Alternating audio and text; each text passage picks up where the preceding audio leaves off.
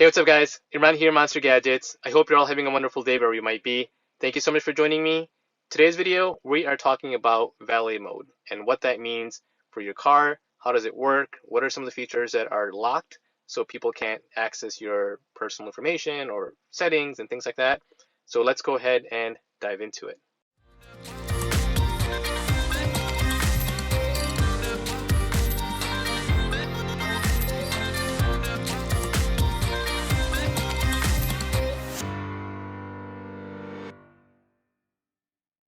Alright guys, let's go ahead and get started. Welcome back. So the first thing I'm going to go ahead and do is actually put the car in valet mode. So if you look on the top right corner here, you've got your driver profiles.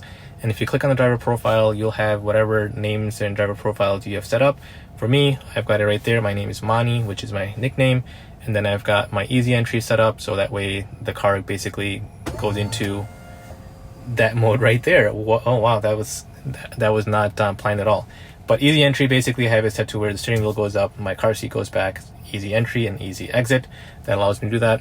And then you've got valet mode. So I'm going to go ahead and enter valet mode here and get into that mode right there. And I'm sure you noticed the first thing is your navigation is gone. So that way the person who's valeting the car cannot go into your screen there to get to your home or work or whatever it might be. So that portion of it is disabled. The second thing you'll notice is the frunk is disabled as well. So if you go ahead and click on the frunk, that will not open. But keep in mind, the trunk is still accessible.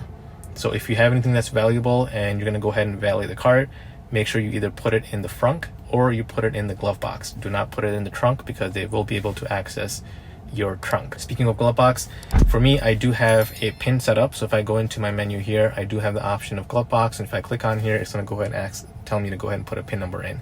If you don't have a pin number in, you will not have, again, access to the glove box. Even in valet mode, it just will not work. But if you have a glove box pin set up, you can go ahead and enter your pin number and it'll go ahead and open your glove box. Otherwise, it is disabled. They can't get into it. Moving on, if you take a look at your steering wheel, this is how you access your voice command. So if I go ahead and push this down, I do not have access to voice command as well. That is also disabled as part of valet. So they will not be able to use voice command when it is in valet mode. Probably one of the most important ones is going to be how the valet person actually drives your car. So for example, your maximum speed and your maximum power is limited when you put it in valet mode. People cannot take advantage of the quick acceleration. They cannot take advantage of the maximum speed of your car. Basically, that is set to about 70%, and they cannot go any more than that. So I actually have a sheriff's officer right there. I think he's running my plate. I don't think he can see me because my windows are tinted, but I'm gonna go ahead and step out and act like I am, or actually I might just sit here and wait until he approaches me, but I'm not in a parking spot, so he might think that he might ask me to move. I'm not sure. We'll see here, but I am standing in it, and all right, nothing. Good enough. He just left. I think he ran my plates and then he went away. All right, where was I? So yes, regarding maximum speed limit. So by default, when it is in valet mode, the maximum speed limit is 70 miles per hour. That is what it's set for. And then as far as your acceleration goes, that is also toned down a little bit, so they don't have access to the full acceleration of your Tesla.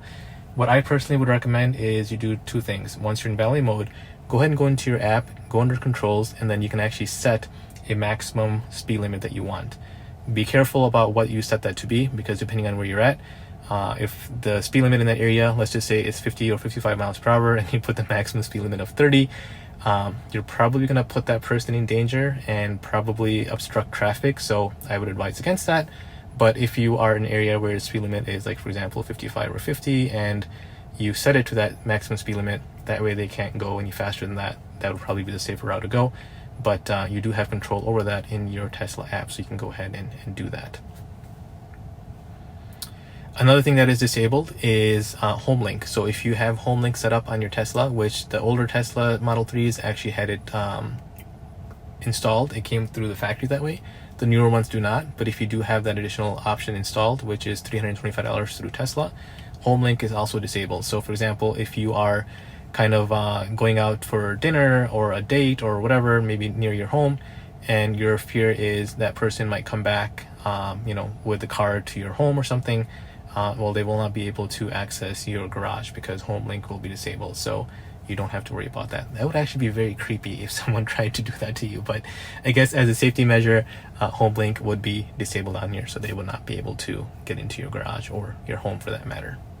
Let's go ahead and go into our settings here, and I'm going to go ahead and go into safety and security and scroll down to where it says Sentry Mode. So Sentry Mode on here is also disabled in valet mode. So if you already have it on, great, it's going to work.